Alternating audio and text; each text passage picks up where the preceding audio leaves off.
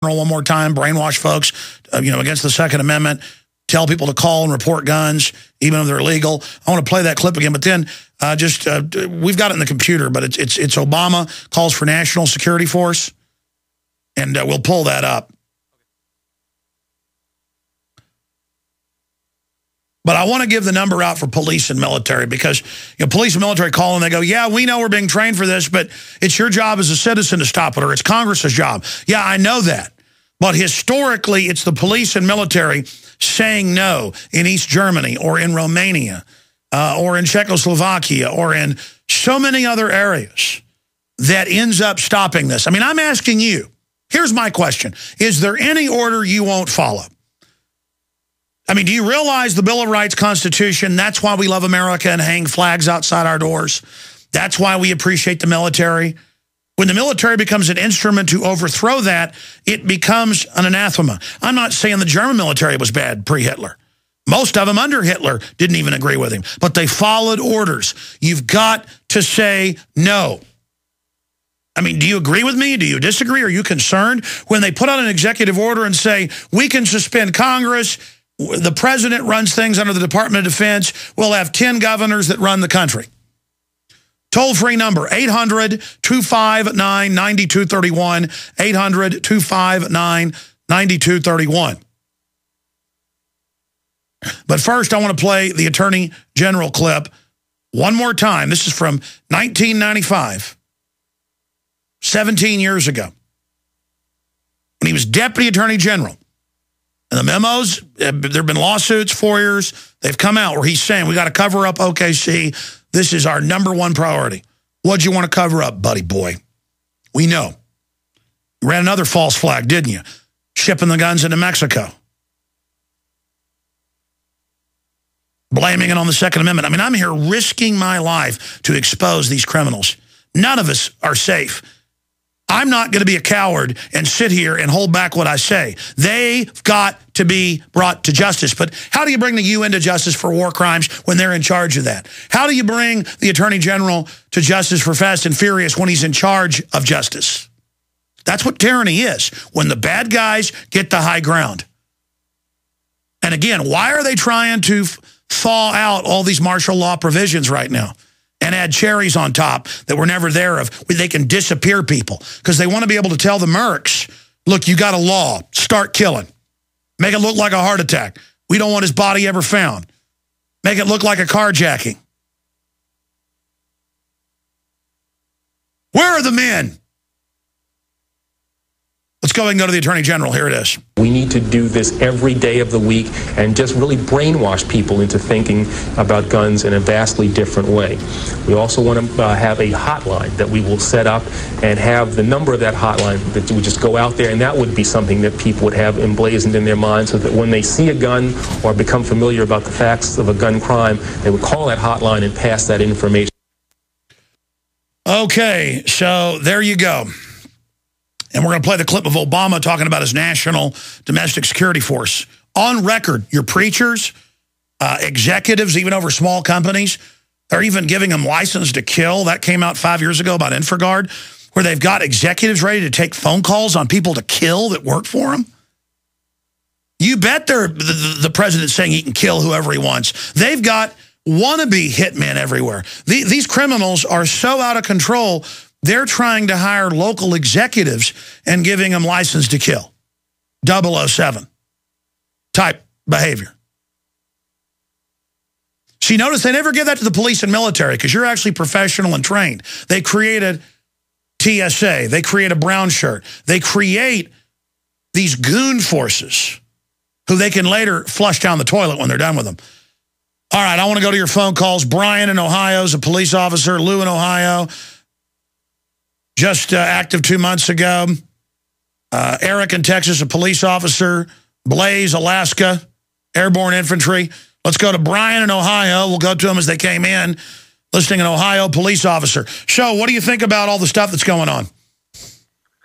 Well, first of all, I'll say I'm a big fan. I just kind of opened my eyes, woke up about 2 or 3 years ago, and try to listen to you every day, especially when I'm working out or something like that.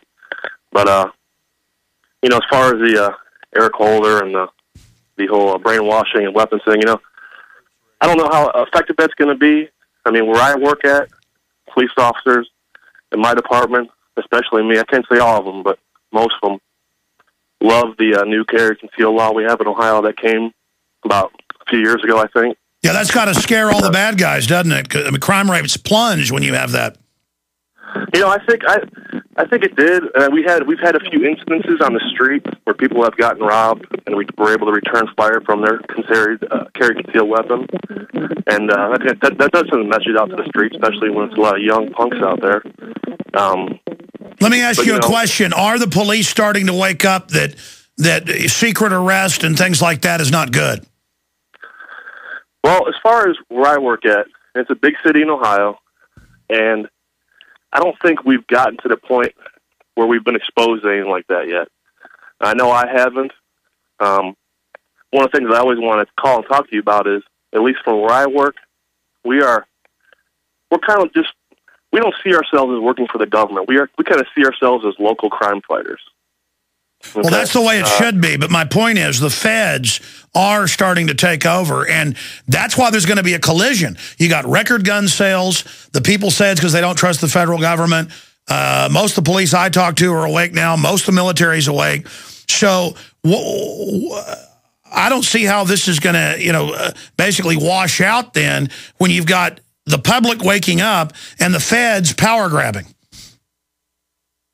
Yeah. I mean, I understand. Like you said, police officers, waking up, and a lot of them, don't necessarily have to be woken up to a certain extent because, like I said, they're innocent in their own ways of just being crime fighters. They're not out here trying to, protect dignitaries or work for corporations, or they're not trying to, make arrests at protests. We just come to work. We respond to calls that the citizens give us, and we try our best to help people out, and we try our best to get the bad guy. And sometimes we get them, sometimes we don't.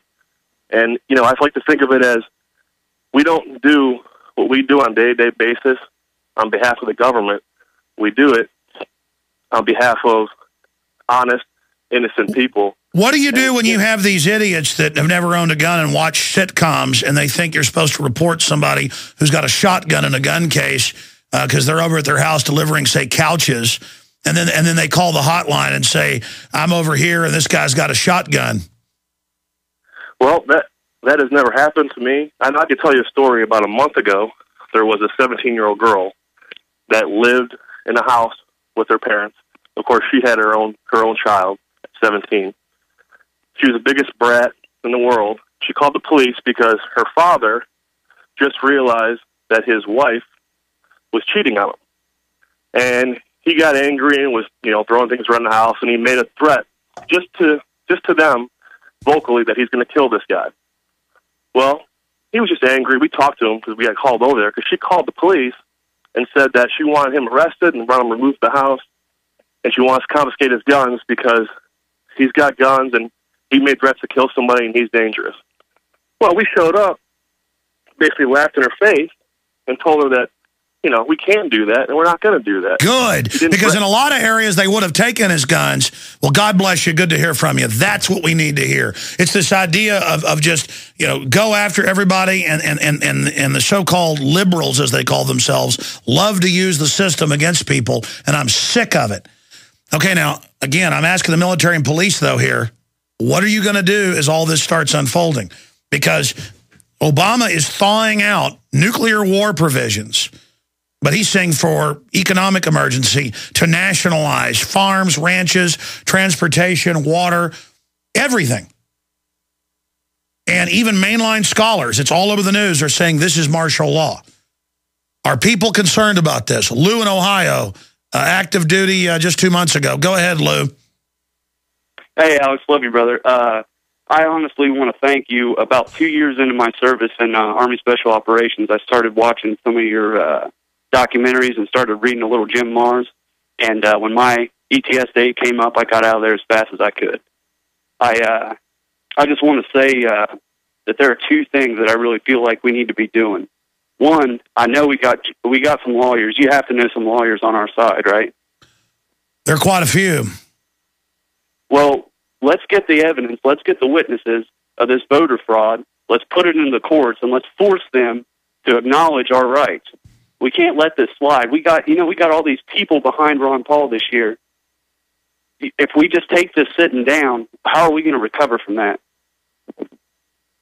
Well, you're right, and I intend to get into that in the next hour. That was actually next on my list. Video of the election fraud, the fact that he did start winning a bunch of delegates, and they had the police come in and arrest them, and they admitted that it was part of a regular delegate fight, and that's how it's normally done.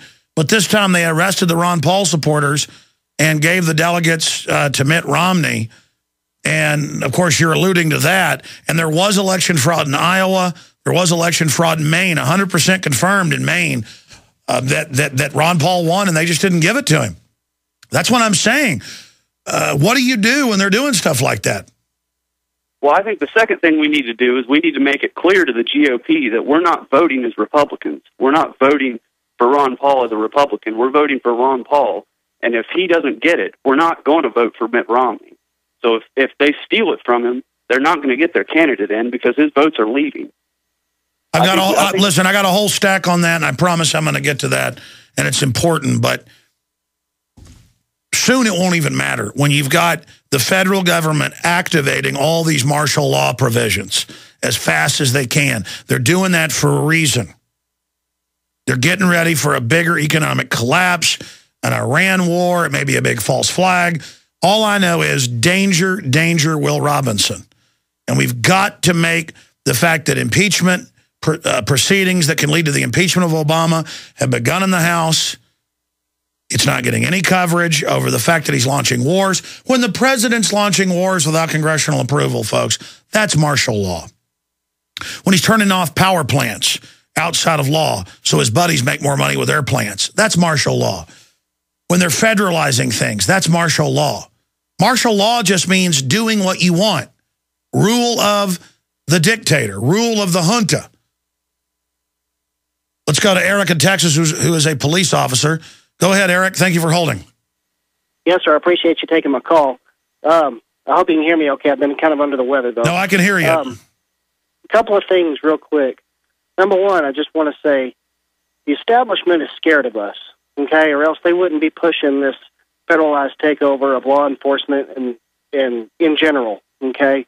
They want to get us under their thumb. Yeah, they're criminals. They're criminals. Yeah, and the mafia wants to take over every department and every jury and grand jury in the country so they can really engage in some crime. Right. But we're not a bunch of dumb gorillas, okay? I can tell you that right now. I'm a police officer.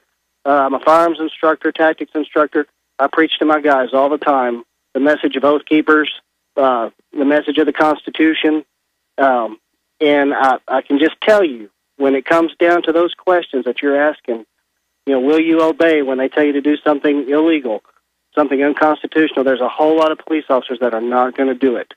I'm big on preaching this. I'm a lifetime member of Oath Keepers. I wear my Oath Keeper T-shirt with my gun and badge all the time. I wear InfoWars T-shirts with my gun and badge all the time, and I would encourage other officers to do the same because the citizenry looks at that. I can't tell you how many times people have come up to me and said, man, I love that T-shirt. I love that message. They're looking to police officers